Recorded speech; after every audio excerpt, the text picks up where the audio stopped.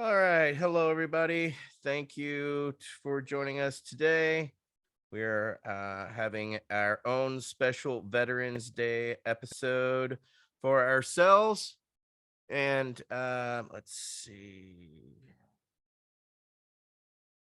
And what we're basically going to do is we're going to go through our various ways of ingestions. We are basically trying to use this as an educational tour to kind of you know, give you an understanding about each one of us are have become patients in one way, shape, or form. And as patients, there's really no guide for congratulations. You now have to use medical cannabis. So each one of us has found our own way and our own methods. And we kind of wanted to go through with you as an educational what it is that we use and how we use it. We've had to go through our own learning experiences, myself, 30 plus years of this. And I've also been fortunate to work inside of a head shop, one of the largest head shops in the United States. It was the Galaxy Gallery in Los Angeles, California, back in the 90s.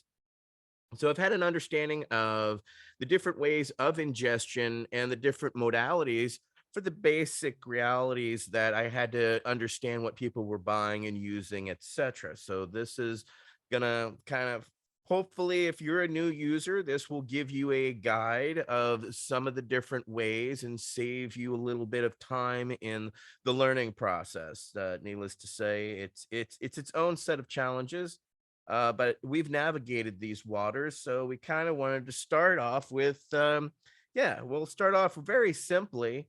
We're going to start off with George Armstrong, and he's going to give us an understanding of, he's going to do a joint, and he's going to do a pre-roll joint out of a cone for us.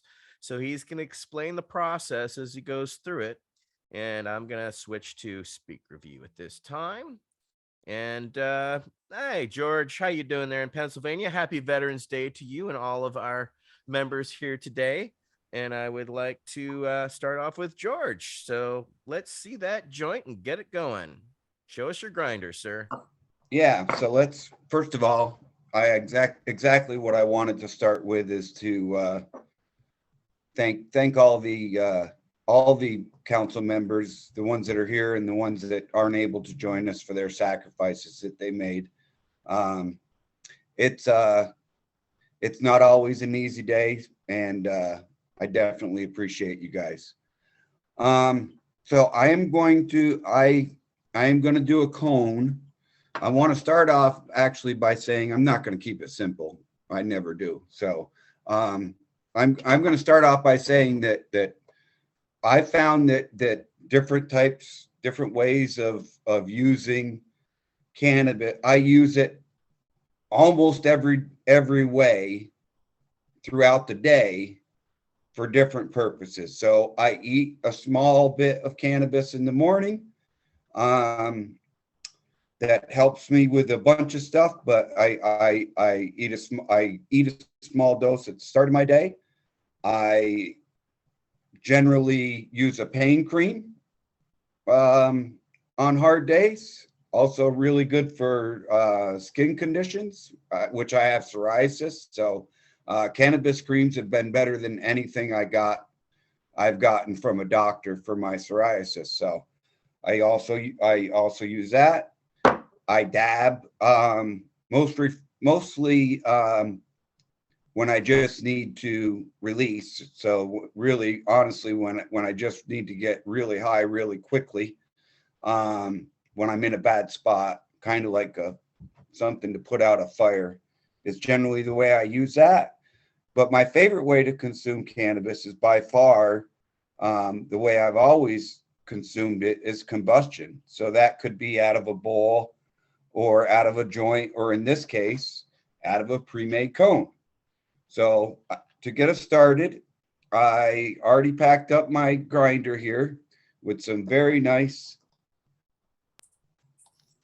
apple cobbler from the Pennsylvania program.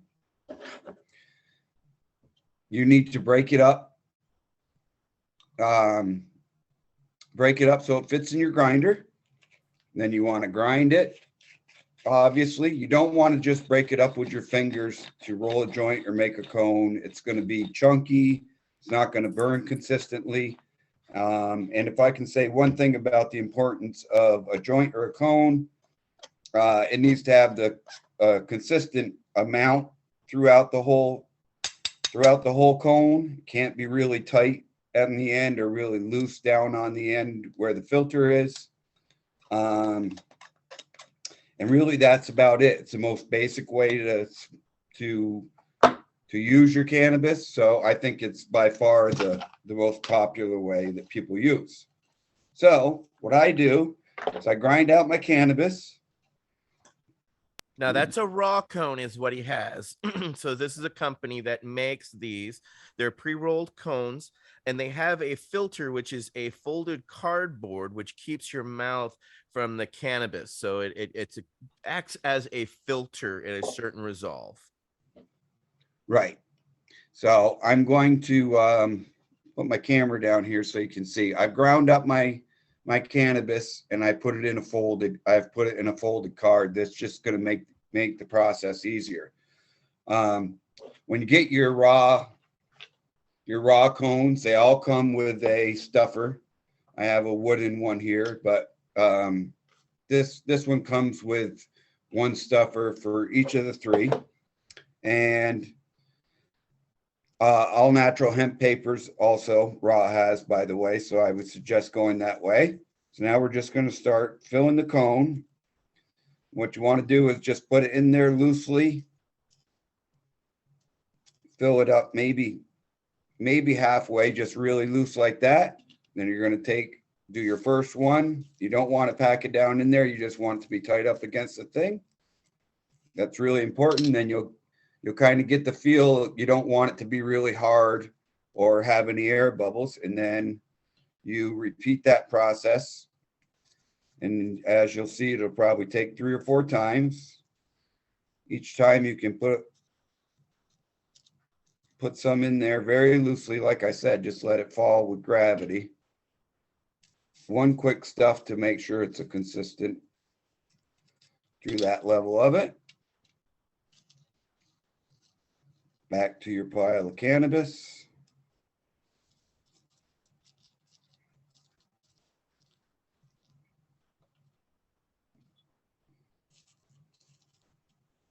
You'll notice that I'm not grabbing the paper and really pushing it down. If you make it too tight, the joint will keep going out. So it needs to be a steady amount up through the whole thing, and you'll get a nice consistent burn throughout your cone. So I can feel I'm a little soft towards the bottom, so I'm going to do a little better of a pack. And then when I get towards the top, I want to make sure that I'm consistent all the way through. One more at the top. And then on the last one, then the way I like to tighten up to get the right consistency, make sure I have the right consistency, twist the top. When you feel all the cannabis has moved down to the bottom, you're just about right. And that's my 1/2 gram joint that I roll in that amount of time. So, like I said, this is probably the most common way that people use it. Cannabis is by combustion. So I'm not a great roller. I don't have any papers now. So that's why I always choose the cones, I think. And plus there's no waste. I can smoke these almost down to that cardboard filter and then put them out. That, ladies and gentlemen, is how I roll a cone. And then the only thing then to do is to smoke it. So I'll send it back to you, ATN. Job. Now that's a joint, ladies and gentlemen. So thank you, George, for providing that. I'm going to try and check in with our brother Al Byrne. Can you hear us, Al? I can. Yeah. My computer. Yeah, thank you for being patient. Okay, so let me start. It's all my fault.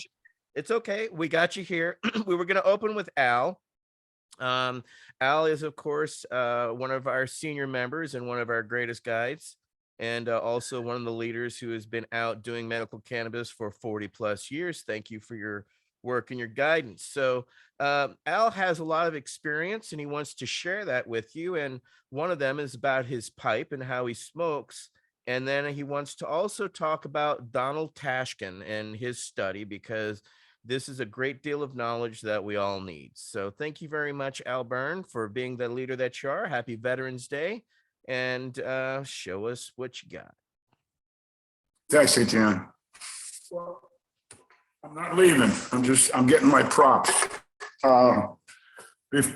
Before we get to the pipe, we got to get to the can. You see, this is a one of them little cans, got pineapple juice in it. When I travel overseas, I used to take V.A.C juice in a 6-pack because it looks harmless, and I like V.A.C juice. Right now I got a pineapple can. So here's the deal. When you go overseas or you're stuck somewhere in a motel and you don't have a pipe but you got a bud, all you need is a can and a sharp instrument like a knife. So the first thing you do, of course, with the can is you remove the pop top thing, right? You get rid of this thing. Get that out of your way. And then I'm going to use a bigger prop because it's easier to show you. This is a soda can, but it's all the same. You get rid of the little thing. And now the only clue here is you've got an up and a down here. You've got an open hole and up here is solid. So what you want to do here is you want to make sure the holes on. Just put a little indentation on the top of the can, just a little one. Doesn't take much. Just a little one. Whoops, I'm losing something here. And then you get something sharp like a knife, and you just put a couple of little holes in the thing. Don't overdo it. Just a few holes. Then you take your bud and you put your bud here, right at the top of the holes. And you take your you have to bring it up to the camera. Bring it up to the camera, Al. Yeah, where's the camera? There's a friggin' camera here. All right. So you got the bud on the top of the can. See, it's just a little indentation. It's got some holes on it. And then you light it. Okay. Then you light the bud. You inhale through the can, and you've got yourself a ready-made pipe. So that's how you do it when you got nothing. Now, what we do have here, though, and what Etienne has asked me to talk about is a regular pipe. See, it's got a bud in it. And while people call this glass, it's really Pyrex. And here's the story. Back in the year 2000, Patients at a Time held its first medical cannabis conference in the history of the world. And one of the attendees was a doctor, a medical doctor, Donald Tashkin, Tashkin. And he, at the time, was the head of the pulmonary department of the University of California in Los Angeles. And he was also a professor of medicine at the same school. And the United States government, namely NIDA, the National Institute for Drug Abuse, hired him to do a pulmonary study of thousands and thousands of patients over a long period of time, because they were convinced that he would find that smoking cannabis over a long period of time would be, a bad thing, cancer-inducing or some sort of bad anyway. So they started him on this project, I don't know, but it way before 2000, maybe 15 years, maybe in the 80s. I really don't know. But anyway, he showed up, I asked him to come, he came to the conference, and he really intrigued the people there.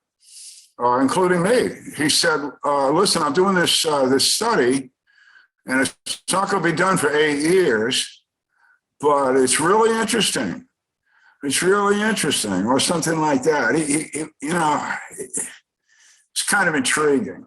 So when it was over in 2008, I invited him back to the conference we had in California, and he made the announcement. And here's the announcement. That after studying some 30,000 people, that's a lot of people, for about 20 some years, almost 30 years, He had divided up these people into these subjects, if you will, into 4 categories. People that smoked absolutely nothing at all for this period of time. People that smoked cigarettes, cigars. People that smoked cigarettes, cigars, and cannabis. And people that smoked only cannabis. Now, smoked. We're not talking ingestion here. Smoke. Just like George had that joint. Mainly that kind of intake at that time in history. Here's what he found out and what he announced to us in 2008. 2008. He said that if you smoked cigarettes and cigars, et cetera, you were going to get cancer or COPD about what the federal government says you were going to get it. He agreed with them. He said that if you smoked cigarettes, cigars, and cannabis, didn't make any difference. You were going to get COPD or cancer just like the government said you would. However, this was the biggie. If you smoke cannabis, you were going to get nothing bad. He did not have one single research client come down with any sort of lung cancer or COPD in all those years. And in fact, they did better than people that smoked nothing at all. So this whole nonsense about smoking is bad for you is nonsense. Dr. Tashkin proved it. Of course, NIDA didn't happen. Wasn't happy. So you don't hear about it much. That's why you need guys like me. So then I had a private conversation, a lot of them actually, with Dr. Tashkin, a really nice man. And right away, he asked me, he said, how do you use your cannabis? How do you smoke it? And I said, well, I generally use a joint. And he said, I wish you wouldn't. Because you're smoking paper, you're smoking all kinds of things you don't need to smoke. I said, what do you want me to use? He said, I want you to use a pipe. And what I want you to do with that pipe is use it all day long, Friday, today. And then tomorrow morning, when I start my cannabis in the morning wake and bake, I get a fresh one, a clean one. And the one I use tonight will go in a cleaning solution and it will sit there for 24 hours. And then the one I use on Saturday will be replaced by another one on Sunday. And there'll be a routine where 3 pipes will go through my life every week, every day. And they'll all be clean when I get up in the morning to use my wake and bake. And Dr. Tashkin assured me that this is not folly. That even if you're inhaling your own bacteria, it can cause you pulmonary distress. Now, this guy's the head of the pulmonary department. I pay attention to him. And he was in that capacity for decades. So what he said to do, let me repeat, use a pipe and clean it every day and start every day with a new pipe. Dry one out, put it in reserve, start again in the morning.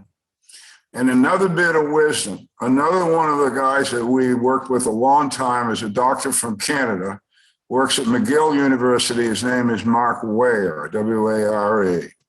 And Mark is excellent guitarist, by the way. But he did a study for Canada, for Health Canada, about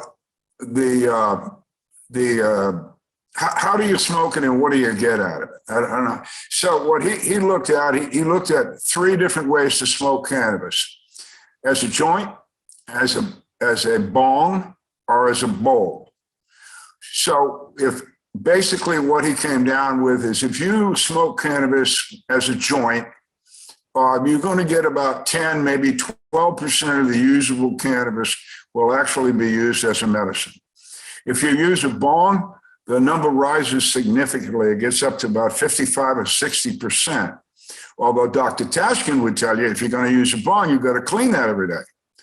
And Dr. Ware went on to say, however, if you use one of these pipes, like I just showed you, the usage level is above 80%. So when you take these 2 studies, these 2 doctors have done, and you put them together, what you want to do is you want to smoke using a pipe. You definitely want to smoke it. You want to use it as a pipe, but you want it to be a clean pipe. Thanks for listening. Thank you, Al. Great job. And yes, yours truly has used that can situation in a pinch.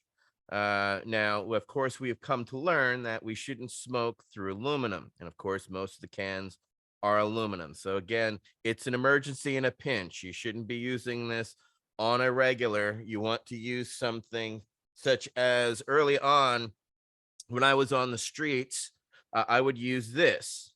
And so this is a small pipe that looks just like a cigarette. I learned to hold it just like a cigarette, smoke it like a cigarette, and treat it like a cigarette. But of course, I don't use these anymore because I also come to learn these are made from aluminum, even though it's coated with ceramic on the outside. Not good. You want to smoke through stainless steel or preferably something like this. This is titanium.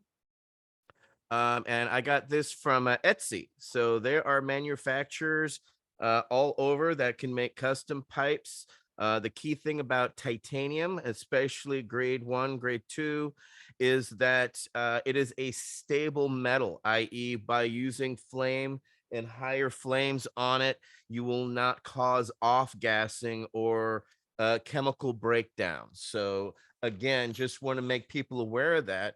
And another thing I wanted to point out is for your smoking, and if you're traveling, there are these filters. They're called Smoke Buddies. This is one particular brand. This is a large one.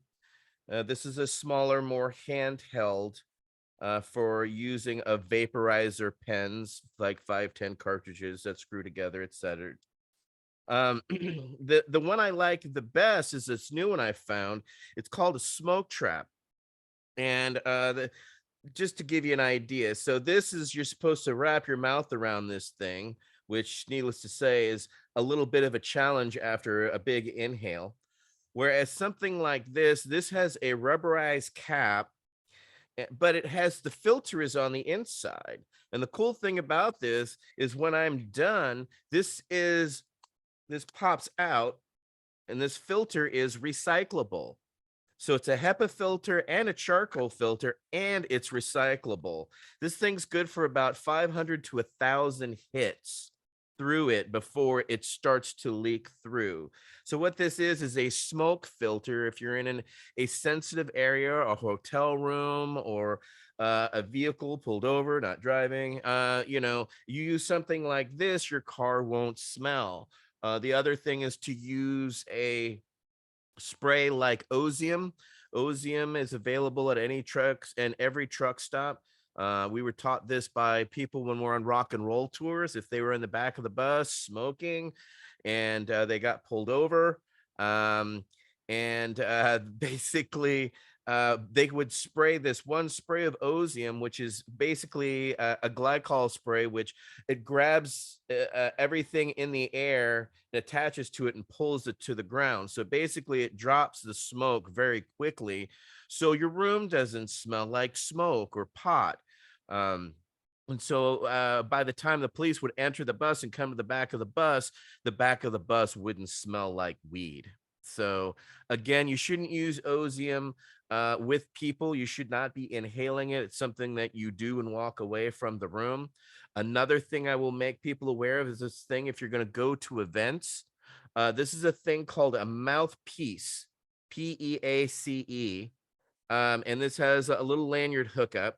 And what this is it's made specifically for you to butt up right up against the bong, which is a water pipe here, so that your mouth is against this. This inserts in. So it's just very simple for you to use and then inhale so that you can go around without spreading germs. Because as we know, people like to smoke on work sites. And if they smoke all together, they get sick and you lose your whole crew that way. So if everybody has their own mouthpiece and are keeping, people and separation of church and state, again, these are just ways and little things that I have learned as tricks. So that's just my little abutment as I take it over to Michael Crowitz, who's going to carry on with Al's story and then also talk to us about the challenges of accessing your cannabis in an area where you have inconsistent supply. He's also going to talk about the science from the bong study and also talk about Jack Herrera's 10-point scale and some other stories. Councilmember Michael Krauss, regale us with your story, sir. It is amazing how much I've come to want to say in this segment of our roundtable.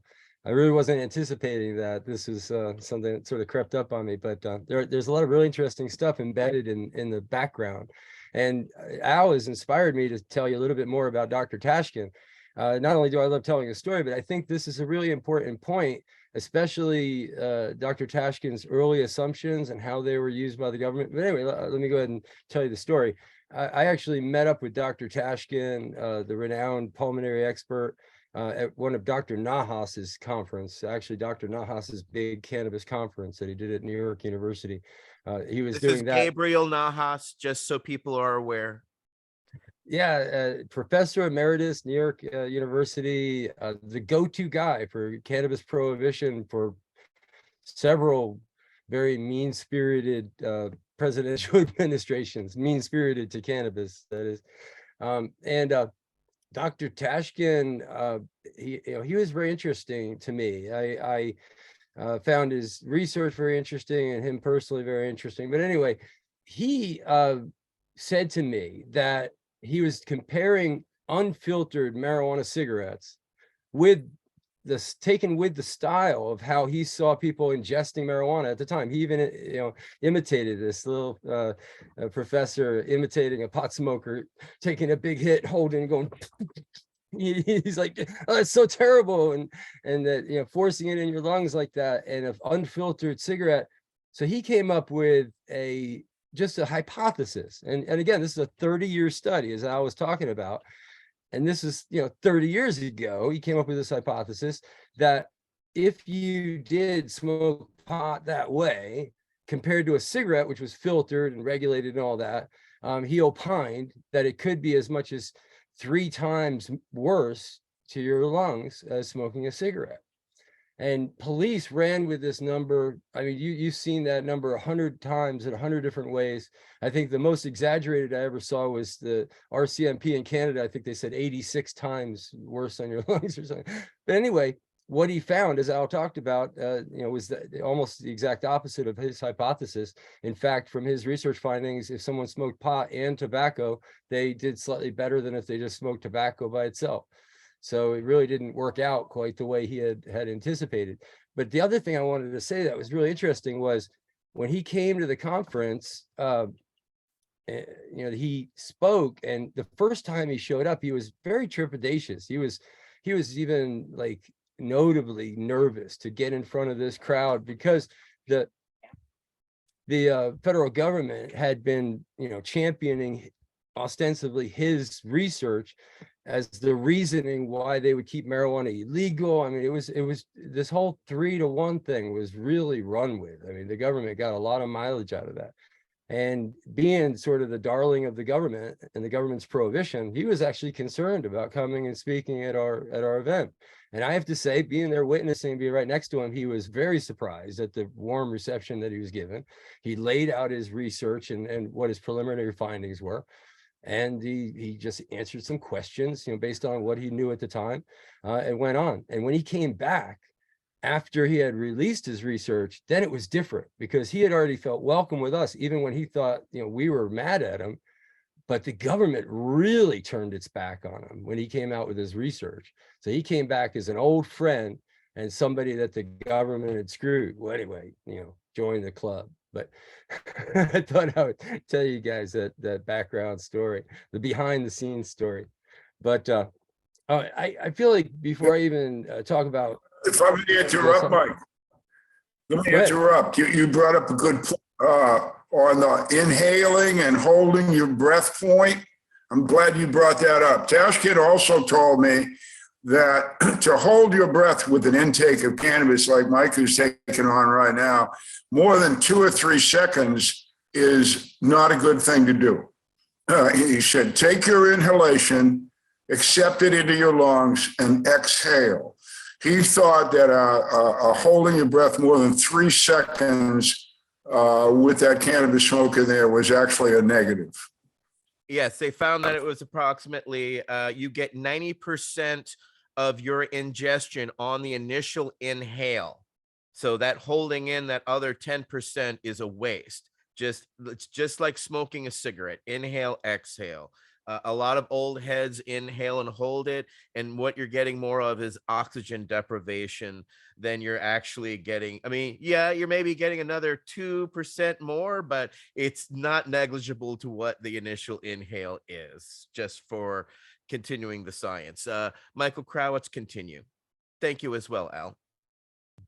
Yeah, so before I go on, I wanted to take a sort of a science break, actually, and just kind of review a little bit of the science that I know of. There may be other science that I haven't read or been caught up on, but a couple of the key findings that we base our work on in the cannabis movement. One of them is what we'll call the Bong study. And that was put on by California Normal, Daryl Geringer and those guys. And they called it the Bong study, kind of shorthand, but they called it the Bong study for good reason, because they honestly thought that the Bong was going to fare better than the joint or the bowl or whatever. And the findings of that were quite interesting and counterintuitive to what we hypothesized ourselves in the movement about what the study would show.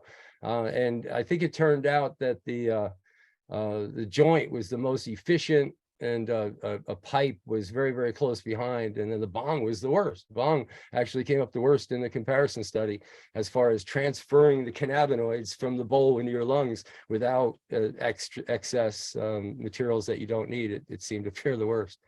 So that's an interesting note. And then I know there's other studies that did vaporization studies where they found much more effective transfer of cannabinoids, again, into the lungs, into the bloodstream from vaporization over smoking. But I'll have to just throw a caveat in there that when you smoke, when you light cannabis on fire, you create a chemical equation. I mean, that's what fire really is, a pyrolysis, I think they call it. And that actually has its own outcomes and its own good and, well, mostly bad, I'd say, probably, but good as well, and makes making the comparisons a little bit difficult. So you can't not count that. You have to take that into consideration. But history, to throw history in, the vast number of cannabis products that were in the pharmacy shelves back in the like 1930 were not to be smoked. There was actually cigarettes. There were asthma cigarettes, ironically enough, that you would smoke maybe with a pinch of belladonna, take a couple of drags, and it would like completely eliminate your asthma attack. I think like 1890s, 1920 inhaler in the form of a joint. But the vast majority of the ways that people use, especially recreationally, so-called recreationally or culturally, was through edibles. I'm a bad case for that. I really have never been able to tolerate edibles very well, so I smoke, and that gets me to what Etienne introduced.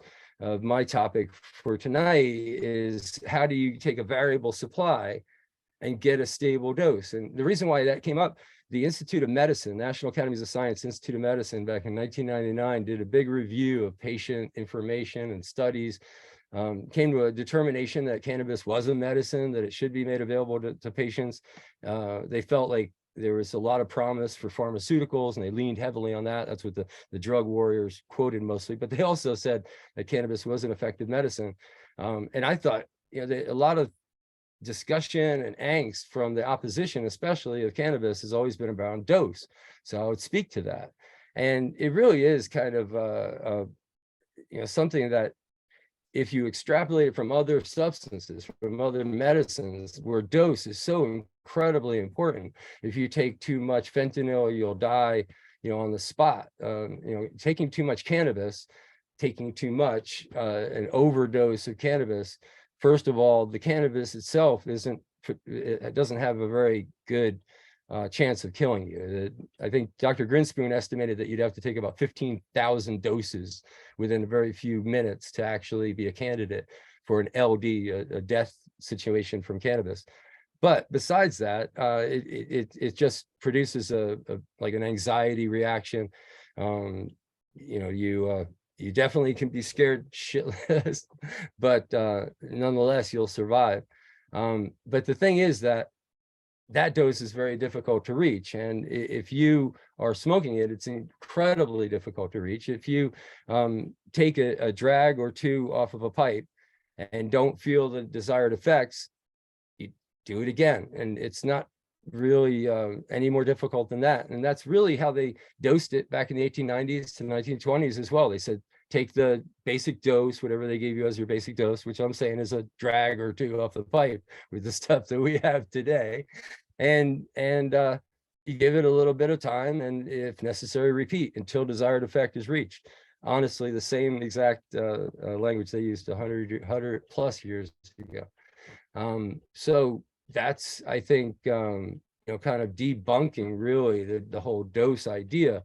But it's also true. It's also very important, that you can actually receive a consistent supply of cannabis, and that actually works. The question the IOM asked me, which I thought was fascinating, they said, well, you talked about how you didn't really feel you needed to use these antidepressants that the VA had prescribed you all those years ago. Does that still have the same effect today? And I thought about it for a second, and I said, thank goodness, yes. I get a lot of people that were suffering from psychiatric medical conditions thank me for that answer later, but it's very true. Cannabis works effectively. There seems to be a dose sort of cliff, where if the cannabis is not good enough quality that you can't get sufficient, you can get maybe enough by ingestion, by smoking, to get an initial dose, but the second dose later in the day, you can't reach that. It's just, that's, I come to call hemp, unfortunately. We don't really get that quality of cannabis in dispensaries usually, but people that are out in the real world that are buying brickweed still somewhere know what I'm talking about. And it's unfortunate that you're having to smoke hemp these days. But anything that I would put at a kind of medicinal quality, and that brings me to Jack Herer. Jack Herer, he came up with a book back in the 1970s, the kind of stoner's guide, the 10-point scale of marijuana. I definitely encourage people to check it out and pull it out of the mothballs online, look at it, maybe consider buying a copy. But it's a fun 1970s book where he tried to give a 10-point scale, 1 through 10 of the best bud. And I did sort of the same thing when I was a kid, coming up in the 70s, looking at the fantastic cannabis. I had a lot of trouble with hemp, and finally threw hemp away by moving 0 to 1 on the 10-point scale. And 0 to 1 was hemp, and then 1 and on was not hemp. And that line, the determination for that was, if you smoke a joint, you're hanging out with your friends, and everybody's using that cannabis, and everybody's asking the same question, like to each other, did you feel anything? No, it didn't exceed 1. 1, you don't have to ask yourself or anyone else if it was effective to be 1. 4, you start getting very distinct, very repeatable, responses of hunger, of pain reduction, stuff like that. I would call that your medicinal line in the sand. And 7 or 8 is an interesting one, because most people never cross it. But if you do, you'll consistently have some issues that you'll have to deal with the first or second time that you smoke cannabis of that quality. You're talking Hawaiian bud, some of the best bud that's ever been produced out of Northern California. Really nothing, I don't think, that could ever be grown indoors. Sorry, Holland, whatever. But you're talking about cannabis that produces what I call the scary bud effect. I personally think maybe now, given the knowledge I have all these years later, that maybe a cannabinoid ratio that has a lot of delta-9 but very little CBD. But there's more to that story, and I'll just leave you with this, okay? Back in the day, the DEA sampled some of that cannabis from Hawaii, and they found it had about 11 or 12% THC. And you know what? I trust them, and I believe that that was actually true, because they didn't look at cannabinoid ratios. They didn't look at the loads of terpenes. Cannabis bud so pretty that you didn't want to break it to put it in a bag. Rainbow colors that looked like you airbrushed it on. Absolutely, some of the most beautiful cannabis on the planet Earth came out of Hawaii back then. And to smoke that is a completely different experience. And until you do, you'll never get from 8, 9, or 10 on my 10-point scale. Maybe Jack's, but not mine. All right. Well, thank you very much, Mike, for that great explanation and breakdown. Just to clarify, that was a piece of history when those studies were done, and there needs to be updated studies. I'm looking at you, researchers, because we're talking about flowers strictly. These studies were not done with concentrates, especially some of the more today's concentrates like the dabbing, rosin, etc., where water is used more to cool the vapor as opposed to filter it out. However, always I agree, clean your pipe and change your water daily. That's the biggest problem. You don't want bacteria to build up, and it can overnight. So, always keep that in mind and clean your bong. But I'll talk more about that when I get to my segment. But now we're going to go over to Council Member Nate Landau, who will work on vaporizing flour. He has a flour vaporizer. He's going to explain how to maintain it along with cleaning it. And then he's going to give us a look into his edible world. So thank you, Council Member, for joining us. Happy Veterans Day, and can't wait to hear this. First of all, thank you all for having me. This Veteran Day means a lot more now that I'm with you guys. And this is a factor for you, Etienne. The Gulf War veterans this year have surpassed Vietnam veterans as the largest veteran group out of all veterans. So it happened this year, and 11% of veterans are now women. I'm going to start with the vaporizer. So in the beginning of 2017, I went from combusting, and I will say that smoking a joint is still my favorite way, but I'm a long distance runner and I started feeling it affected me. So I got this Mighty, and it's very easy to use. You open it over here, take some bud. You want to pack it in lightly, not too much, so you can let the air come through really easily. You put this back on top, and then all you have to do is turn on this button. What I like about it is it's very controllable. There's different vapor points. So I start at about 140 degrees Celsius, so I can get the terpenes, because terpenes are very volatile. So kind of open it up, and this ball can handle about 3 sessions of it. So I start with low temperature, then I move to 170, where you kind of get a mixture of the terpenes and the cannabinoids, and then I go up to about 185 degrees Celsius to get the actual high. It's once you turn it on, when it gets to the desired temperature, it will vibrate, and all you have to do is pull, and then you shut it off. So very easy to use, not very complicated, but like every machine, just like your car or anything, taking care of it is really important. I've had this for over 6 years, and only now it's starting to slow down on me. So once you're done with it, you dump everything out, and it comes with this great brush, and then you want to brush everything off the screen.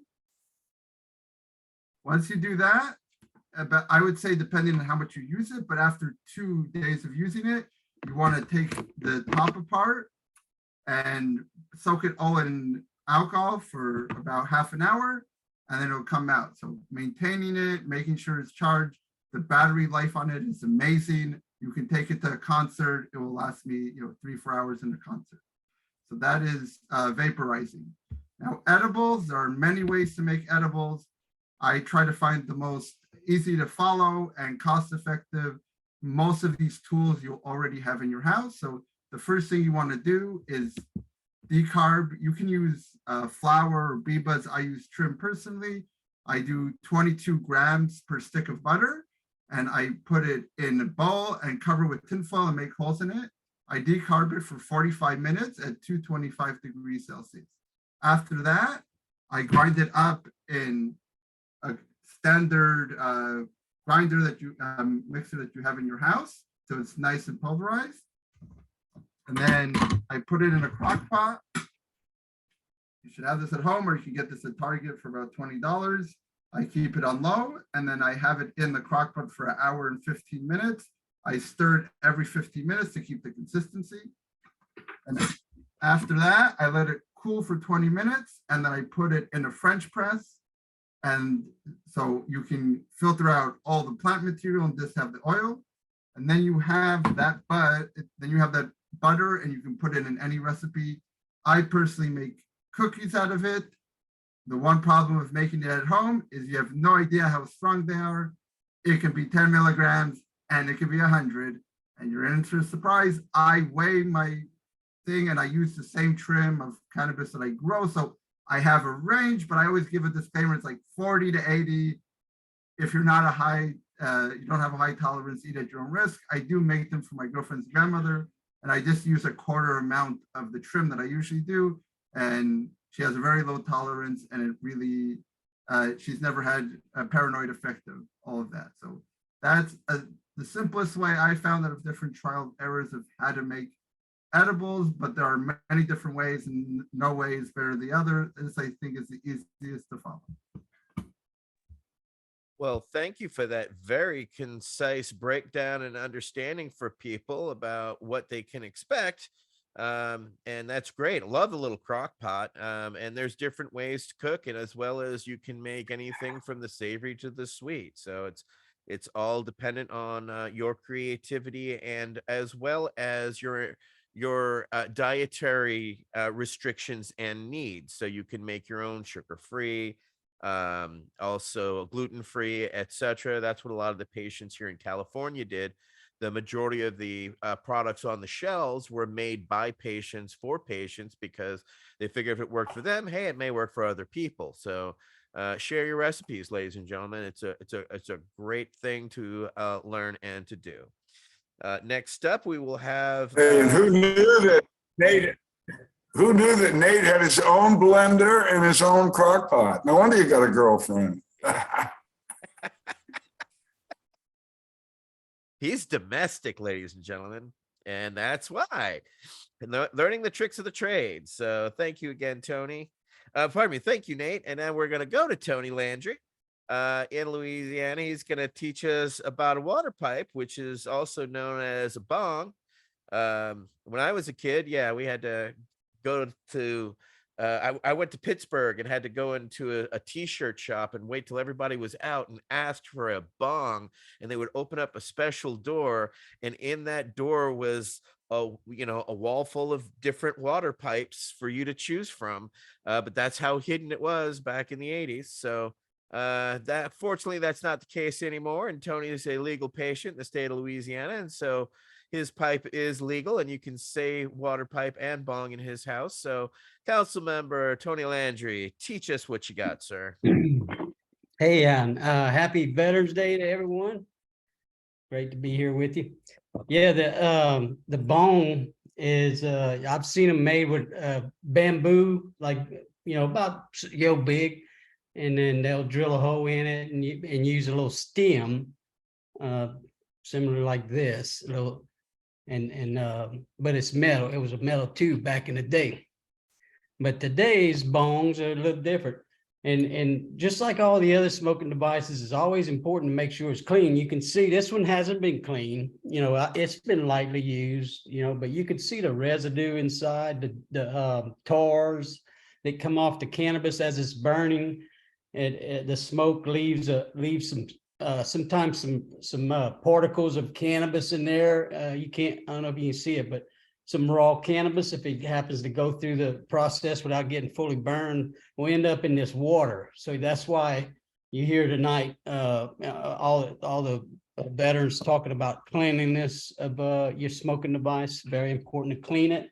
And the way I do that, there's plenty of things on the market that are probably way more effective. Citric, they use a citric cleaner for water pipes and bongs. It's very, very popular. It's been around for a decade or so or something. But the poor man Cajun method is isopropyl alcohol, 91%, and then kosher coarse salt. And the way you do that is you don't need a lot of alcohol, just a little bit. And you just pour the salt down the throat of the water pipe and swish it around. And the coarse salt acts as a scrubbing agent.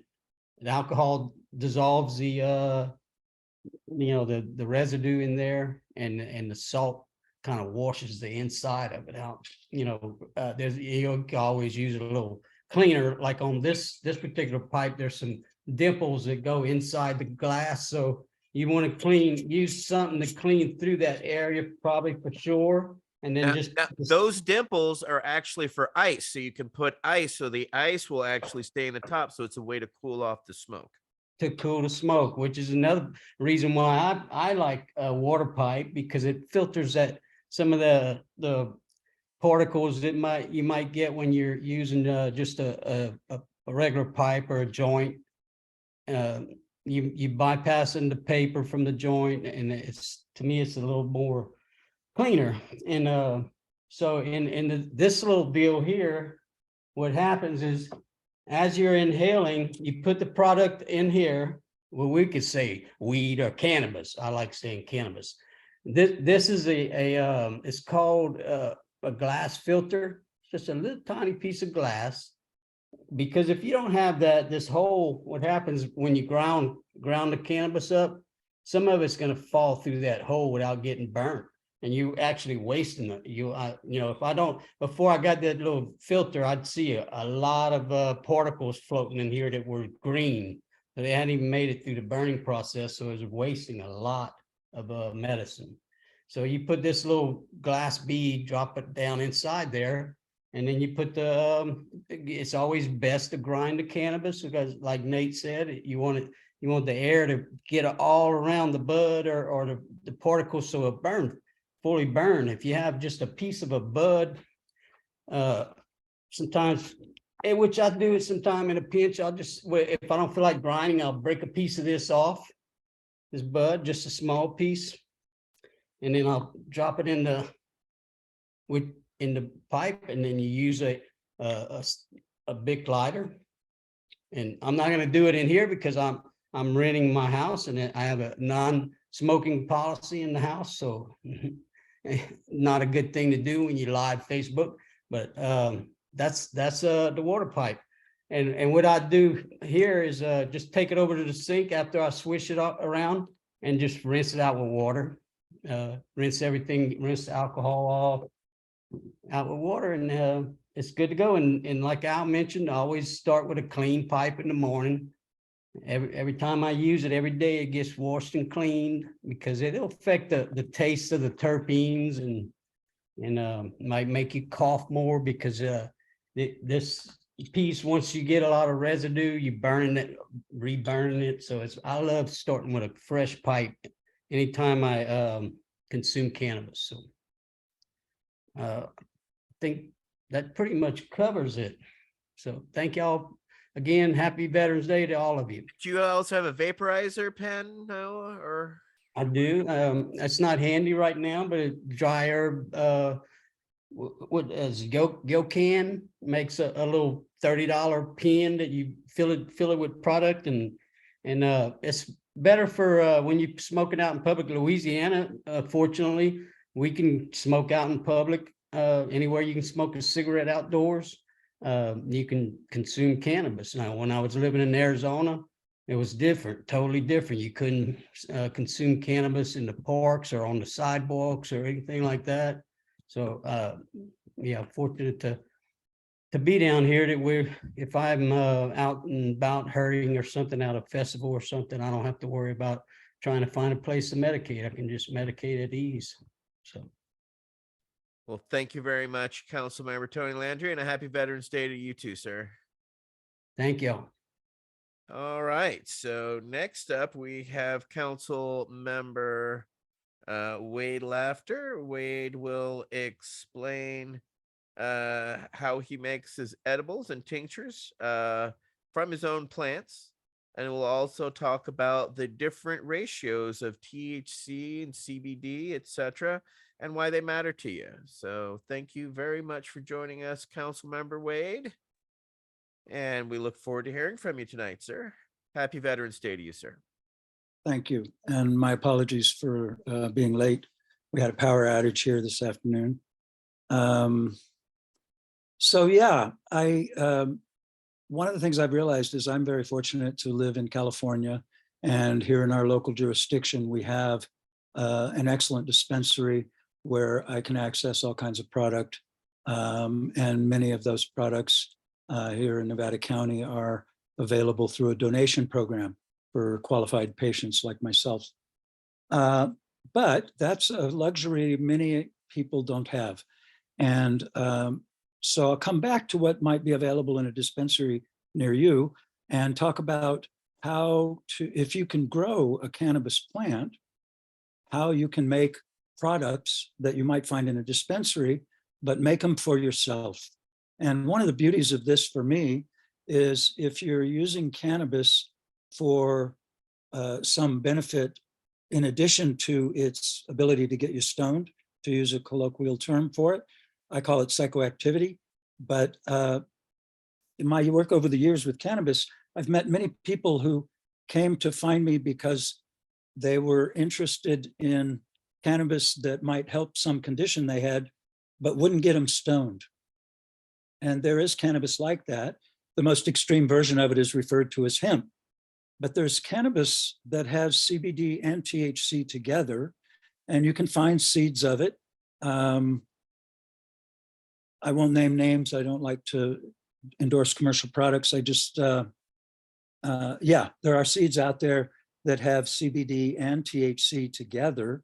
And to Michael Crowditz's point earlier in the conversation, a lot of the cannabis that was coming into the United States in the 70s, when I was first trying it in the late 60s and early 70s, it had THC and CBD as likely other cannabinoids. And there's so many cannabinoids other than THC and CBD in the cannabis plant. So if you grow your own plant, if you can do that, then you know what's on that plant, there's no contaminants ideally. And if you can grow tomatoes, you can grow a cannabis plant. Once you've harvested the cannabis plant, there's all kinds of things you can do. And the real trick to me is one of the ways to get the benefit from the cannabis plant has been discussed at length here today, which is to burn or vaporize and inhale the chemistry that the cannabis plant makes.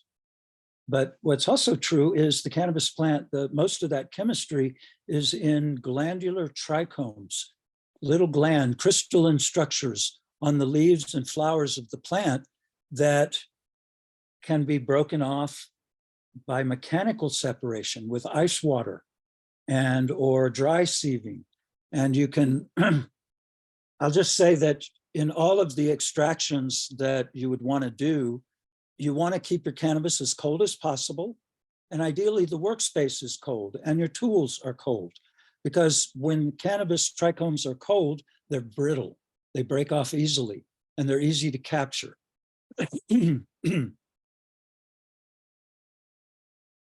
So if you have the opportunity to grow cannabis and can do extractions of that sort, you can make hash, you can press it into rosin, you can press the flowers into rosin. All of these, we could talk for hours about the details and specifics of different types of extractions, but the key points to me are, if you can grow your own plants, you can make your own medical products. And one of the key points that I want to make, if you make something that you're ingesting, and by that I mean you're putting it in your mouth and swallowing it,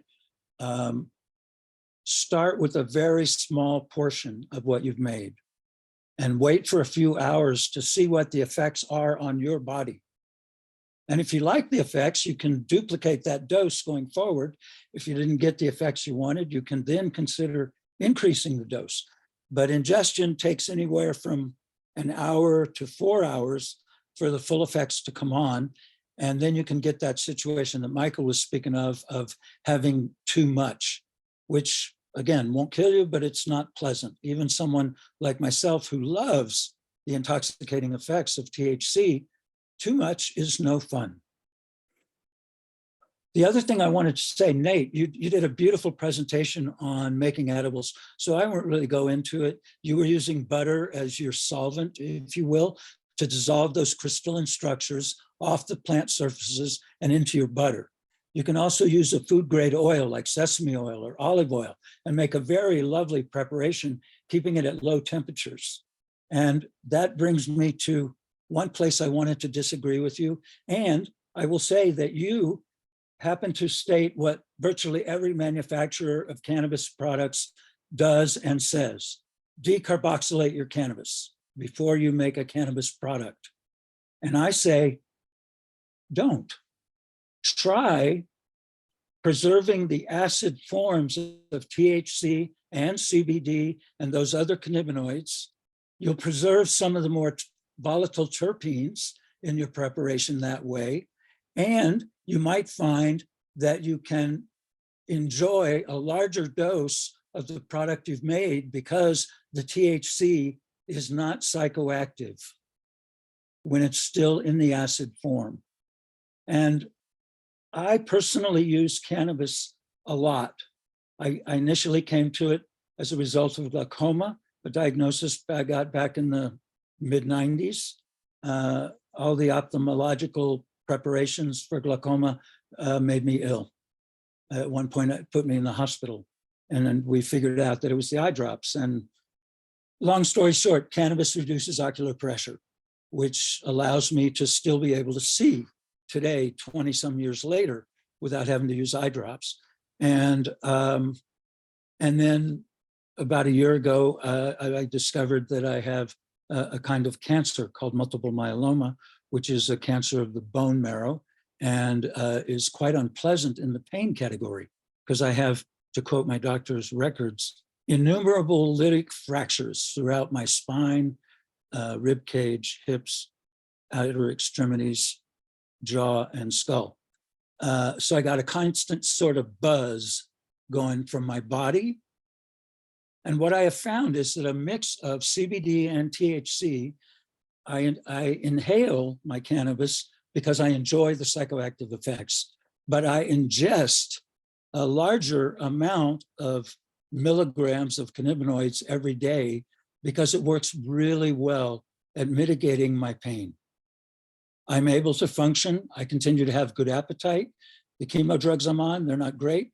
I don't claim that cancer has facilitated my rapid recovery from what at one point in December appeared life-threatening to my doctors. But I am in good health today. My blood work seems good. And yeah, I'm not using, I've used 5 doses of opioids in the last month, and I'm having good quality of life. And so I'll stop there. That was long-winded, but again, explore the other cannabinoids that are available. And if you can, make your own. Oh no, I got one more thing I want to do, Etienne. You okay with that? Thank you. If you have access to a dispensary, a good friend of mine does these line of products. This is a syringe that a 1 gram syringe. It has 728 milligrams CBD, 55 milligrams THC. Decarboxylated. I've argued with him too, Nate. Like I said, everybody decarboxylates except me. And there's a few other folks that are doing acid. You can find acid products out there. It's starting to gain traction. But here's another tincture, another RSO, this would be colloquially referred to. We got 28 milligrams CBD and 760 milligrams THC. And there's 37 milligrams CBG, and I have access to CBG as well, and it's helpful for cancer and inflammation. And what I do is I'll take an empty bottle of a tincture and put some sesame oil or some olive oil in it. I'll put it in a water bath on the stove. The water, once it comes to a boil, you can turn it down really low. Now you're warming the oil, your carrier oil, in your tincture bottle. You drop the syringe into the water, drop them both into the water, and then you can custom blend. The markings on the syringe allow you to take 10% of what's in the whole gram, and depending on how many percent of each syringe you add, you end up making a custom product that gives you what you want. And by using both of these, I can get, do some quick math here, 1,500 milligrams more or less of each in a 1 ounce bottle. So a dropper full like this would have 30 milligrams CBD, 30 milligrams THC in 1 milliliter, which is a nice dose. And I would say for most users, you might start with a few drops if you were able to make a tincture that strong for yourself. Myself, I would probably take 1 whole dropper full 4 or 5 times a day, because it's really great at keeping my appetite going, keeping my energy and focus going, keeping my pain levels at a very manageable level. And again, I have access to time relief morphine and oxycodone and all kinds of crap, and I don't want any of it. I don't like how it works in my body.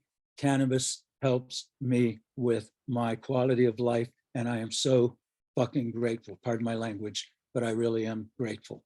Thank you for the pulpit. Amen. Yeah, absolutely. And hey, you can curse around us. We don't mind. All right. Well, thank you all very much. I'm going to kind of go into, let's see, I want to brighten up my room a little bit here. So When he's mumbling, just let me remind everybody that's listening that when Wade was talking about ingesting that liquid, it's not psychoactive because it has not been heated. You can only get a psychoactive effect out of the cannabis plant if it's heated. So anything that's eaten before that process will not have any kind of negative effect, whatever you think negative may be. So that's why he can function. It's not a problem. It's a medicine. It's a food. It's everything he needs. right on. All right. Well, I go ahead, gotta Wade. add to what Al was saying. Thank you, Al. That's a great observation. One of the reasons I'm really enthused about the idea of not decarboxylating your cannabis if you're making a cannabis product is it allows your consumer to start exploring what other benefits cannabis can give in addition to that beautiful effect of psychoactivity. Because there's all kinds of other things it does in our body. It's just psychoactivity is the one that's most obvious and easiest to see, experience, and for many people limits how much of it you can use. Boom, that's all I got. Thank you. All right.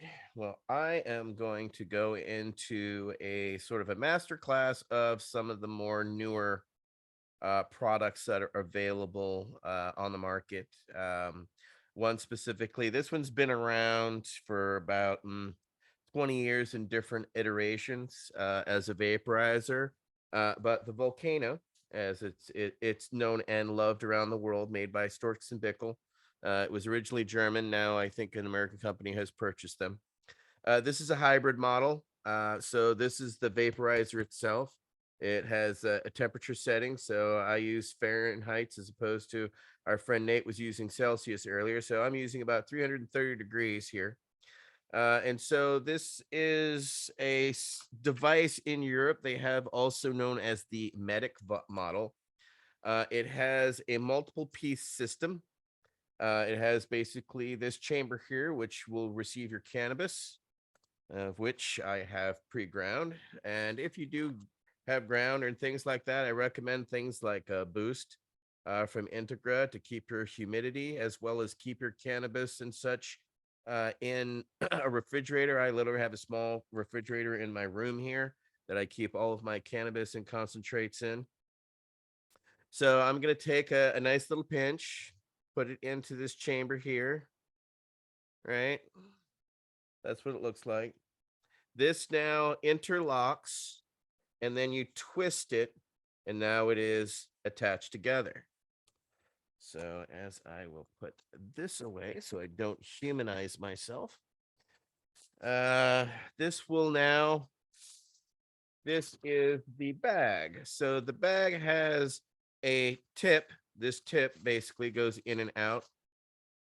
This uses a turkey basting bag, which also does not off-gas anything. So this basically intercedes into here. So that is now set. The older Volcano model used to actually just kind of rest on top of the Volcano itself, whereas this one seats, and then with a slight twist, it is now, it's now completely attached to this, right? So from here, since it's at the right temperature, basically you're going to watch this rise in front of me. So this is basically pumping in hot air at approximately 330 degrees Fahrenheit. It's running it over the flower, and it's taking all that crystalline matter that we were talking about, and it's turning it into a vapor. And the key thing about this is it's much healthier, as Nate was saying, and if you're a runner, etc. The best thing is that you're not igniting the vegetable matter. You're just getting what you need. So as you see, this kind of swells up. You turn it off. Then you take this, you disengage, put the volcano aside, and then you take that filter, and from that filter, just insert. And so when I press against, it inhales. And when I do so, as you can see, well, you guys really can't, a little bit of vapor comes out. And so that is basically a volcano vaporizer. The key thing, as he also stated as well, it comes with this little brush, which you need to use to clean. And it is best to clean it while it is warm. Do not wait till it's cold. You know, the more that you handle these products, the more desensitized you get to the fear of the heat, etc. Again, it's just the more you do it, the more you familiarize yourself with it. And then below, because Nate also showed the same thing, Storks and Bickel makes his Mighty, but they also make this Crafty, which I use on my walks. And so this uses, it has the same componentry, except these uses little pods. And you take these pods and you basically fill them with cannabis. They're basically two-piece setup. They come apart. And this one, as you see, it has cannabis inside of it. And this little pod then goes in, screws, and then I turn it on, and within a minute, it's going to vibrate and let me know that I have that. So this is what I use for vaporizing on my walks when I want to go out if I don't want to smoke a joint. So one of the things that I got turned on to by my patients about a decade ago, 2011, 2012, we started to have this product called V.A.C, which is a concentrate of cannabis, come to us. And I started to watch a lot of my older patients spend a lot of money on a little bit of product. And I got very curious about why were they spending that on that as opposed to flower and others. Well, these tended to be higher paying patients. And there's various types of products nowadays, from different types of rosins, which is heat pressing cannabis and extracting it, to BHO's butane hash oil, which is a way of extracting by using the same method that they decaffeinate coffee. They take butane and they run it over it, and it pulls off the essential oils into a pool. And so if you buy coffee concentrate, that's how coffee concentrate is made. So from that's the same method that was again created a decade plus ago. And that method has spawned different types of ingestions modalities around it, because early on the only way to use it was to attempt to, you know, drip it onto a joint or dip paper in it and try to get the paper in it and then roll it. We would go to coals where we would buy this particular hot coals, light them until they turned white, then scrape it off and then drop this oil on it. Back in the day, people would use hot knives where they would take their butter knives and insert the tips just into the spiral of the electric stoves and use that to literally heat the knife till it was red hot. And then they would take old school hash like Afghani hash and other hash oil and tap the two together, and then use the lid or the top part of a bottle to inhale the vapors that came off of such things. a decade ago, people started created what's called electronic nails. And so I'm going to go through a few here with you, which this is, I want to thank D-Nail and Brian and the whole crew there. I've supported them for a decade, and they've been very generous and helpful to us here at the Veterans Action Council. So this may look alien to some people, this may not. So this is basically a solid iteration of what's called an electronic nail. This is basically wired to a box that produces a temperature between 300 to 700 degrees, depending on what you want. And so it uses this in between is the element, right? That's tied to the wire there. So this heating element itself causes the heat. Here is a diffuser that is made out of crystal so that the heat that draws down, it basically goes into this. And these slats also diffuse heat.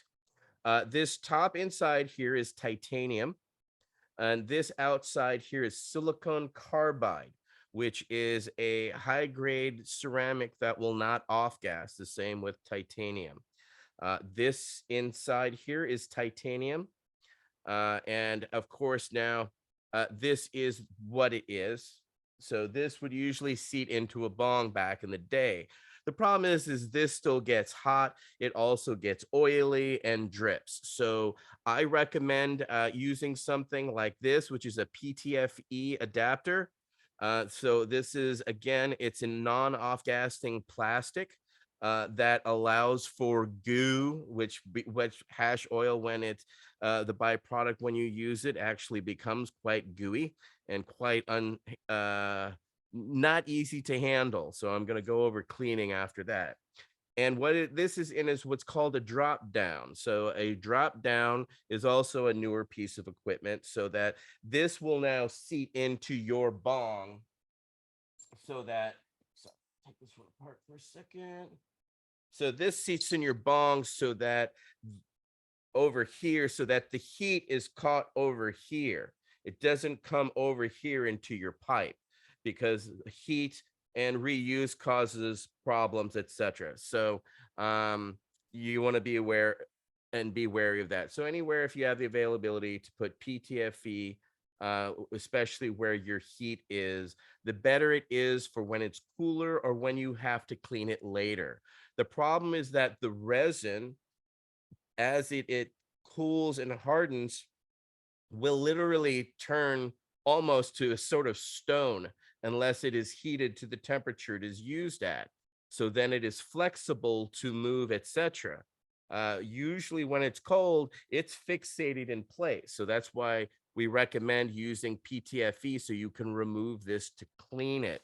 And cleaning it is important. This is one particular cleaner I love. It's called Grunge Off.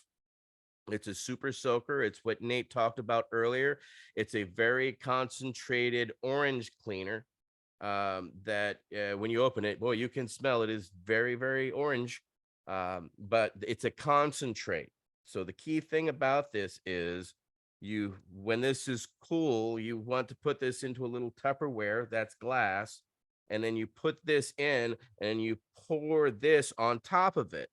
Now, when you're done with it, you take a funnel and a filter, coffee filter, and then you pour that liquid that you use to soak this in back into your bottle. It's reusable. So that's why you use the coffee filter to filter out all the bad stuff, but put the concentrate cleaner back in. This way, this stuff is not cheap. It's like $18 for a bottle. And that's if you look on, again, eBay, they've got it in, it's a lot cheaper than going to your head shop. They'll charge you 20 to 30 bucks at a head shop for this stuff. So I highly recommend, again, going to eBay or buying in bulker, because I will usually keep a 6-pack on hand for this. Is great also for traveling to clean your pipe. You can travel with your pipe as long as it's clean, and it has to be crystal clean. So, when Tony talks about using alcohol and salt, After you use the alcohol and salt, then I recommend a little couple of drops of this, then shake it up.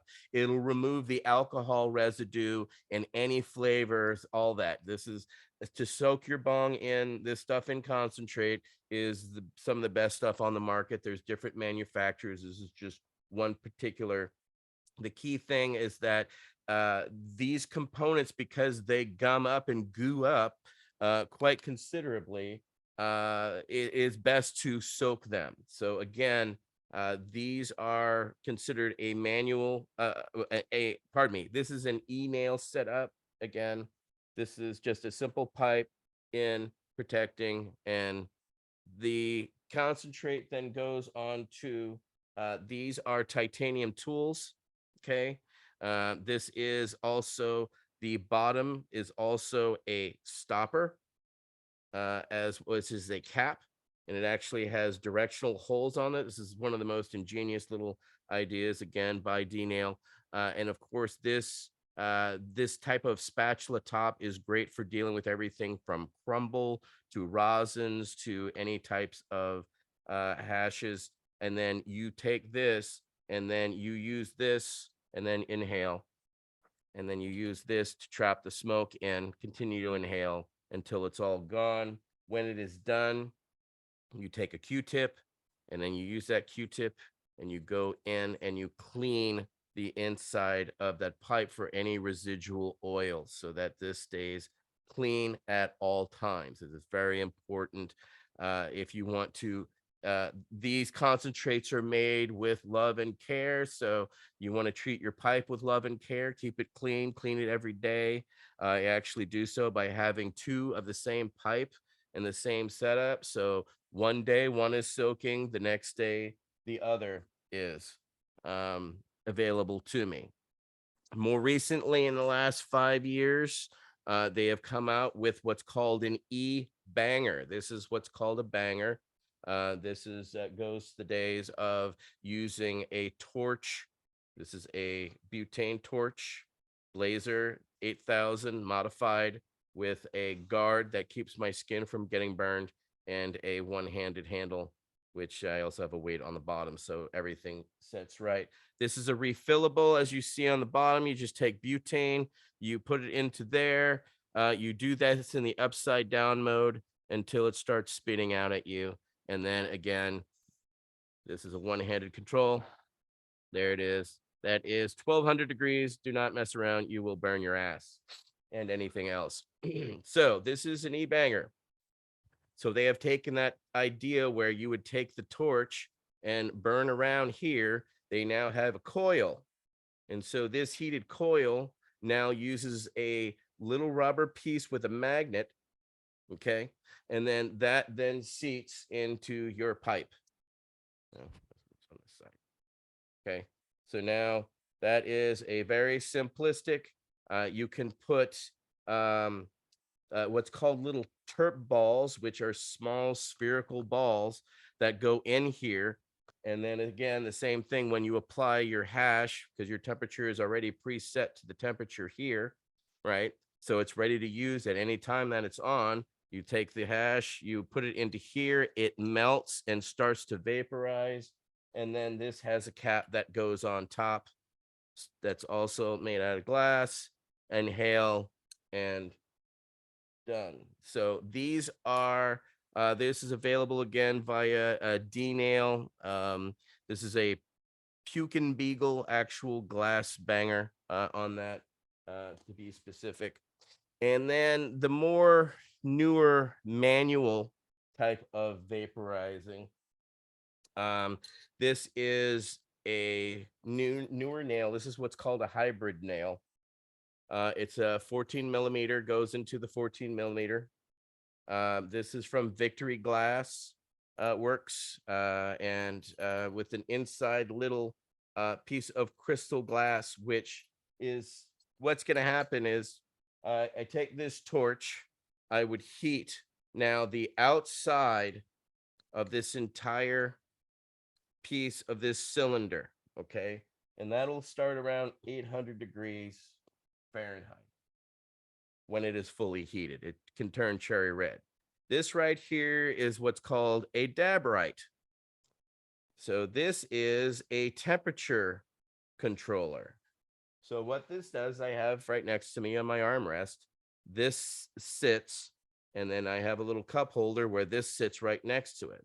So you basically, you line that blue little light literally at the column that is what you're using that temperature gauge on. And so I'm using this, I heat it up. I'll demonstrate. Gonna get loud for a second. So it's like a little jet engine. Blazer is a company out of Japan, and they have mastered these little torches. I've had these torches, the smaller ones used for cigars, for over 25 years. I bought it at Arnold Schwarzenegger's cigar shop back in Santa Monica, and I still have it, and it still works. So again, you can go buy cheap stuff all you want, but this is high quality. So again, I'm heating this in a circular motion around. Let me take the lid off. Sorry. That should actually be about it. Okay. And so what's happening is this is heating up on the outside of the glass. Also, that little piece of glass on the inside is going to act as a resistor, in the sense that the base of this cylinder has these little notches. And so here I'm going to put it against my temperature, and it's going to go off at approximately 625 degrees. So that's the great thing about this temperature gauge, is you just literally set it and forget it. So I heat up my torch. I now set it right here, and I let it, basically it's cooling off. And when it hits that right temperature, this is going to sound an alarm. And so I already have a preset dab for myself, which is, again, a titanium tool, which gives no off-gassing. This is a Happy Daddy products. I'm not sure if they're still around, but some of these companies have come and gone. But this is a great little fork design. So this is great for types of waxes. And then as we get down here, what's going to happen is, well, temperature go so you can hear the, oh, missed it. So now I cap it. I will then take the oil and apply it to the outside, and you see it melts and it falls. So what's happening is it's condensing at the bottom now. So when I inhale, that glass piece on the inside is now rotating and pulling up the film of the oil as I inhale, thinning out the oil and pressing it against the heat and causing it to vaporize. So again, there's no off gassing. It's just straight hash experience without any secondary off gassing. So yeah, it's a glob. I can handle a glob. Not for the inexperienced. Now that I'm done with that, I remove this. There's an actual cap holder that sits in your little dabrite. So you just, put that in there. And now, again, here you are with your Q-tip. You will take that Q-tip, being very careful to keep your fingertips at the bottom, and you will plunge it in, and you will spin it around. And you're trying to absorb any secondary oils that were not inhaled. You can also use that and plunge that area too. You can also then dip it again in water and then go back again. I like one dry and then one wet. Best thing to do is also for that little piece, kind of trap it in the hole there and then pick it out. Again, little tricks. See, still a little bit of stuff that was left in there. And so now it's ready to reheat and go again. So here is one that gets dirty. My other one I wanted to show you. So again, even after days use, that type of oil is a residual from that, so it needs to be cleaned. Again, because as you see, just one day, that water goes from clear to cloudy. See, in just one day. So there's a real difference in why you need to, keep your pipes clean. So there's an example. And there I will then take, again, using this grunge off, pour out the water. I don't want to water down, right? And I will pour my concentrate in there. They make glass plugs. So there's a glass plug that I put in here that seats. So I pull this out, put in the plug, and then I can pour the cleaner all the way up to here in it and let it soak. And then again, pour it back into a filter, a coffee filter, and then back into my bottle and reuse that.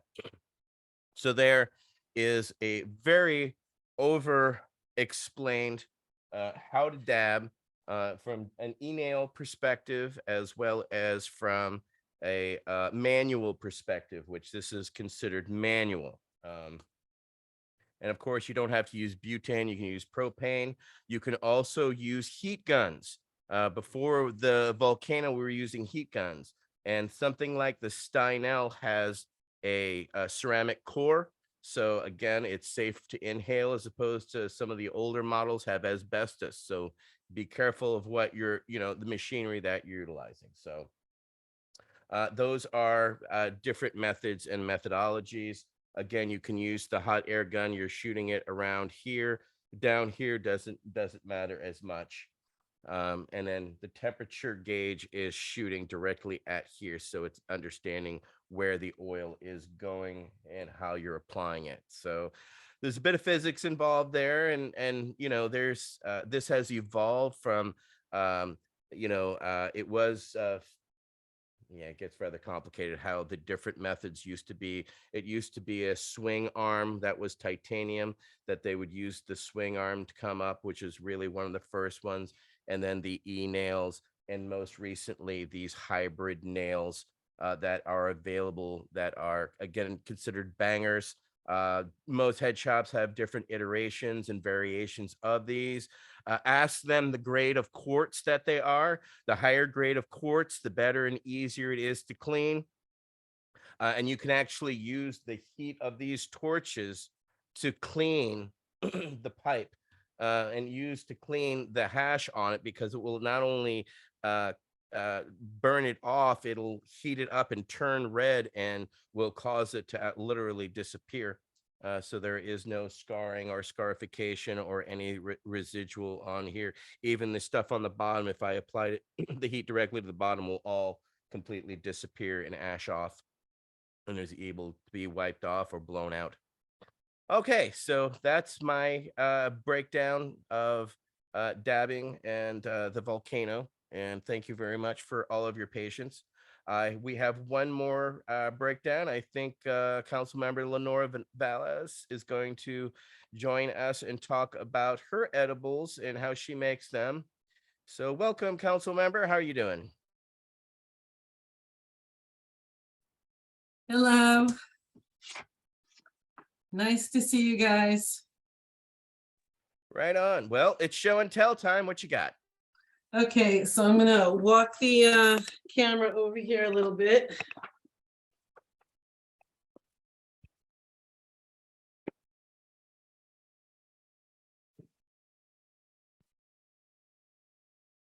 Sorry, forgot about that.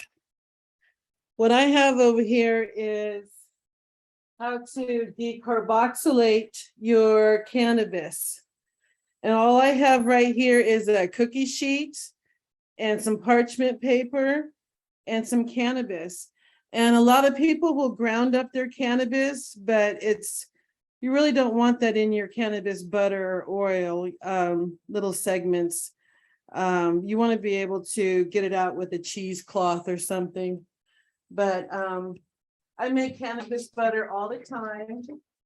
This is the cheesecloth. God, I hope I'm not making you dizzy. And these are kind of like my edibles right there. Oh, I should have practiced this. I'm so sorry. And I also have my titanium e-nail set up right here. And I think this is easier. I put it on a regular pipe, And it's just, this is the apparatus, this little hot little button there. But I love my titanium email because it automatically keeps it hot. And it will also, let me bring you back here.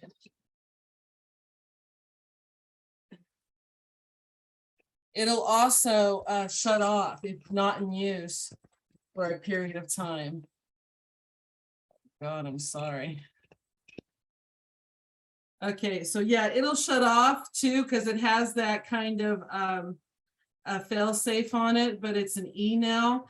And I just hook it up to, because it comes with a nail, and I just hook it up to my water pipe and use it like that. And yeah, you have to be really careful what kind of water pipe you use, because you don't want to overheat that pipe either. But this is, let me show you what cannabis butter looks like for you who haven't used it or messed with it. Let me see. So this is cannabis butter. I make it from regular butter. This is what it ended up looking like. And my father puts this on his toast in the morning. If he's in pain and he has a hard time getting up, he just puts some on some toast, or he'll even just eat it straight. But he loves it. I make it just with regular butter. I make it in my crock pot, or I can use a little double boiler system on my stove. But this is what I make for him every couple of weeks. And he uses it at night on toast, and again in the morning at toast if he's not feeling well. And I also make these little cannabis treats. I like making Rice Krispie treats. They're the easiest way to medicate something, and it lasts so long. I can keep these in the refrigerator forever. And I make them fresh, and they're so soft. You'd be surprised. We're having a medical conference here in a So few how days. much, I have a question. How much butter do you put in your recipe for, say, as how many of those Rice Krispie treats, so people get an understanding about how much butter they need to make something like that? Well, if you're making a batch of regular Rice Krispie treats, you're just following the regular recipe for Rice Krispie treats. And all Rice Krispie treats require butter. So you're just replacing cannabis butter with the butter. But, one stick of butter is like one cup of butter. And you could make, we're talking 80 pieces of cannabis treats, just little pieces like this, like I do. And this is, I can't tell you the serving of THC in this, but I don't let my cannabis butter boil ever, even in the crock pot. And I decarboxylate it in the oven at a very low temperature for about 35 minutes, about 245. And these are very potent. So we're having a conference coming up soon. So we're gonna have to keep ourselves medicated while we're working, because smoking is frowned upon in that industry while you're doing that kind of education. So I suggest eating it. And I know you don't want to really have it laced in sugar, but again, my dad just puts it on his toast in the morning. And it works, it kicks in. I suggest that when you do eat it edible, you eat it on an empty stomach. You don't eat an edible after you've had a full course meal, because you won't feel it for a very long time, if any. You want it to go to your system first before you eat. You want it to have a clear passage. But that's what I have to offer. And just to remind patients that, the medicine in cannabis is not smoking it, it's actually ingesting it. Smoking it is more of a it helps me with my PTSD, and it helps a little bit with pain. But, if you have MS or cancer, you should be ingesting your cannabis. You should be taking your stalk, stems, and leaves and putting them in your smoothies in the morning. Very important. So thank you for this time and moment. But it's good to be here and to see you all. and as well to see you. Again, you can use coconut oil. You can use different methods. I was told stories how a lot of the farm workers would take tequila and take cannabis, and on full moon to full moon, they'd stuff it with cannabis. And then on the next full moon, they would take that then alcohol, that tequila, and rub it on their knees and on their ankles and on their hips so that they could, work in the fields. It's not uncommon. A very common method we haven't talked about is carts. These are available in almost all states. This is a PAX pod. This is a pre-filled pod that goes into this. This is charged to USB-C on the bottom, USB. This is one of the most common ones. This is called a 510, and that's because this is called a 510 threading.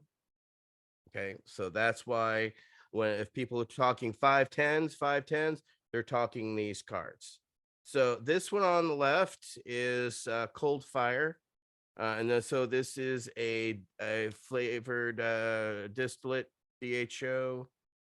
This is Blue River Terps. So this is actually rosin, which is pressed, and they use the terpenes that they've extracted as the solvent, so it is actually pliable to use, etc., as opposed to this is its old extraction. The older methods used to use unsavory types of solvents, or I can't think of the names of them. And then you've also got things like this, which is magnetic, which actually just snaps into place and you inhale and it vibrates as well. These are become unfortunately, the future roaches of our generation.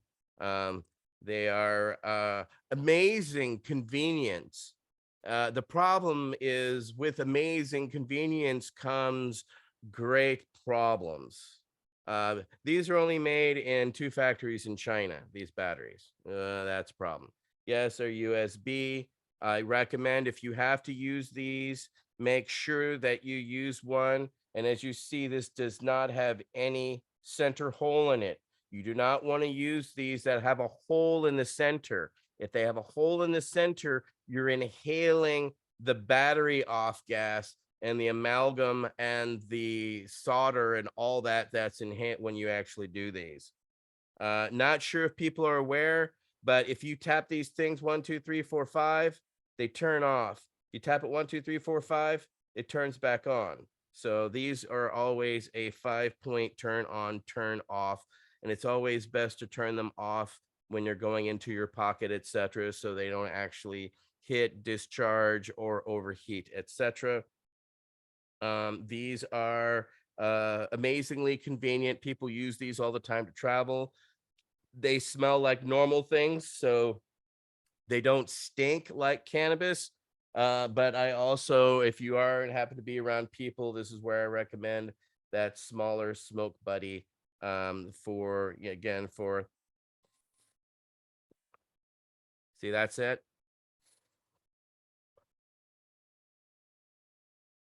Nothing when you burn through one of these. So again, different methods, different modalities, different availabilities. And if you travel with these, put them in your carry-on. Do not check any of these batteries or types of batteries into luggage that's going under the airplane. Period. End of story. Same thing for the packs as well. So that was a method that we nobody had touched on, so I wanted to make sure it was covered. Council member Laughter. Yes, it occurs to me to mention that one of the other type of products that are available into some dispensaries and can be made at home are topicals, where you can make a cream or a salve that incorporates cannabis oils into that cream, And particularly if you pay attention to the ingredients that are used in the salve, if they're all there to promote absorption into the skin, we have found that that's a very effective way of working with a lot of skin conditions as well as pain, particularly in the periphery, the limbs and whatnot. Just an observation. One of the things that I look for in a topical, if I don't have access to the ones we make here at home, if it has beeswax in it, it's probably not going to absorb very well into your skin because our skin does not absorb beeswax. It's wonderful for creating structure and holding structure in a cream or a salve, but not very, again, everything in a cream or a salve for cannabis topical use should be about absorption into the skin. There's also patches and sprays, and some of them work quite well. I don't have much experience with them. The other thing that someone pointed out too is suppositories. Yeah, there's a lot of interest, and at least some feedback I've gotten, some good results for vaginal and anal suppositories for certain conditions of the reproductive organs and or the lower colon. I'll just leave it at that, and always work with your doctor for conditions like that. Thank you. There you go. Okay, thank you very much, Wade. Council Member Velez, and then Landau. Sorry, I want to kind of try to redeem myself a little bit. Like I said, I was showing you the email from before. This is kind of what it looks like. And this part is a metal part that goes in your bong. That's And I titanium. can't Yes. get it off right now. It's kind of stuck. But this is just, just this metal part. So you can make any kind of bong, your dab rig. And you don't have to torch it because this thing automatically heats up to 518 degrees. You plug it in. It has a fail safe. Let me turn it. Oh, I can't turn it on. I don't have to plug in, but you just push this little green button in the middle, hold it for like 4 seconds, and it turns on. It takes like 2 seconds for it to heat up to 518 degrees. It's incredibly fast. But it's called a mini e-nail. And I love this. We were lobbying for the Nevada legislature for a medical marijuana program back in 2008. And one of the lobbyists, Joe Bresney, came in and we were showing them how we did dabs. And he brought in, at the time they had these because we were using those, the nurses, we always use these and pack these wherever we went. But he actually brought in a big gas, the stuff they use in automotive, places. It was a big fire torch, and he was fire torching the dab rig, and we had the council members, we had Metro Police Department there. And, they just were so turned off with the torch thing. And because we were showing them the different ways that cannabis is consumed by patients. And we didn't think about it. We should have brought our little thing in, but it would have made such a big difference because it was so civilized and we weren't bringing in this huge torch and, made it look a little cracky, if you will. But yeah, these are super safe, especially for those people who don't want to have torches or use torches. So we recommend these to medical marijuana patients all the time. So I love to see these when they sell these in smoke shops and dispensaries and push them on people. How are you smoking your cannabis? All the dispensary, bud tenders always ask me, what do you want? You want a peppy high, or you want a downer bud, or how about asking me, how am I smoking my pot? Are you getting enough from it, or you find yourself going through a lot of pot? Are you getting a good hit from it? And dabbing is so much better than smoking it because it's less smoke, it's less destruction on your lungs, And it's a more concentrated hit, so it lasts much longer. So if you have a spouse who complains that you're smoking too much, a dab rig is it. It is like the civilized way to do it, if you will. But yeah, I just wanted to add this, and I did buy this little other dab rig. You do use a torch to heat this little piece up. And you can still use your torch and dab like this if you don't want to spring for this. This mini e-nail was about $200, and I bought it at a smoke shop. So, but normally you would buy this from distributors, and places like dispensaries and smoke shops would sell them.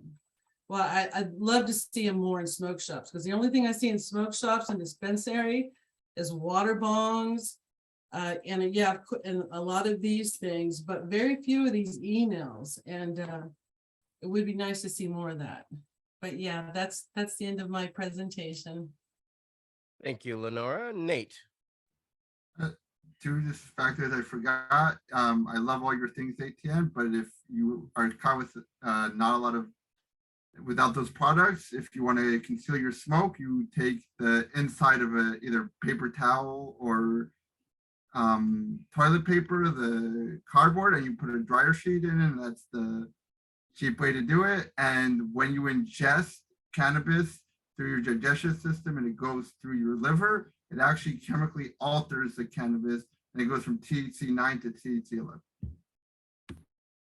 Electrohydroxymetabolite is actually what it turns into, which is a psychedelic. And so that's why people can go from very uncomfortable to holy shit very quickly. We'll go to Council Member Al Byrne to close this out.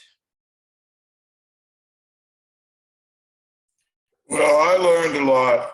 I'll tell you, I hope everybody else does. But I just want to point out to the audience that while we're talking about the use of cannabis for human beings, that's us, cannabis is also, necessary for all other life on Earth. While we were talking, two things happened. I used a topical on my wrists because they were hurting. And so I grabbed a little of this stuff and I rubbed it on, and the pain has been gone now for an hour or so. It won't come back for 3 or 4. And the other thing I did is I took a break and I let my dogs out. They came back in and I gave each of them a cracker with some cannabis butter on it. Looked exactly like yours, Lenora. Now they are resting comfortably. One has just had an operation, but the butter helps with, doesn't seem to be as, the stitches aren't bothering them as much. And in just a few minutes, they'll go to sleep for about 10 hours. And so again, when you think about your own health, you want to think about not only ingesting psychoactively, but like Wade does, he doesn't use it for psychoactive, he uses it for nourishment and for helping his immune system and his ECS.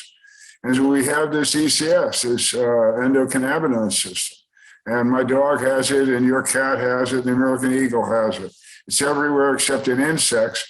And so this food source that Wade is talking about is also good for your horse and your dog. So when you're thinking about all these things, don't forget them. I know most of you have a pet in your family, right there somewhere in the room with you, probably.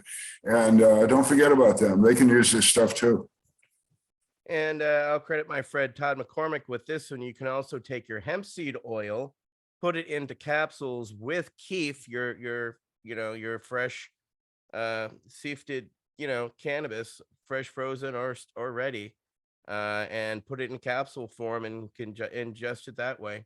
So there is the plant with the plant. So don't forget about your hemp seed oil, ladies and gentlemen. So I will leave you with that. And I want to thank all of our council members who came out tonight for sharing this experience with us. I want to thank Dale, Al Byrne, Michael Crowitz, Nate Landau, George Armstrong. Thank you, Gage, Lenora Valles, Wade Laughter, Tony Landry, Michael Green, Michael Crowitz, who had to jump off. Thank you, everybody, for joining us tonight. Happy Veterans Day to you all.